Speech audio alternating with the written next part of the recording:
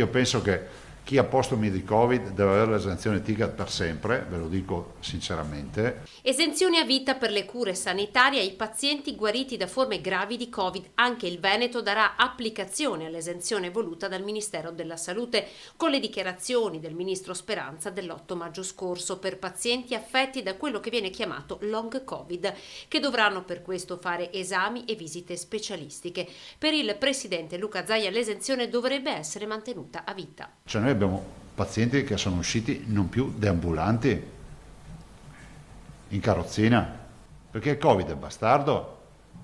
Cioè non è che ti fa venire la tosse e passa tutto, come qualcuno vuol far credere.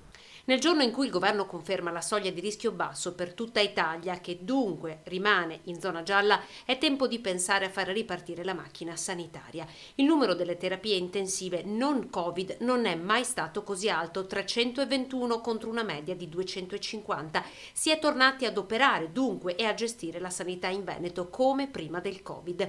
Parallelamente i numeri della campagna vaccinale sono confortanti, con percentuali di adesione altissime. Dopo il record degli over 80, anche tra i settantenni adesione alta, 84,7%, mentre 81,1% per i sessantenni. Ci stiamo avviando ai 2 milioni e mezzo di dosi, che probabilmente accadrà domani, tra domani e massimo dopodomani.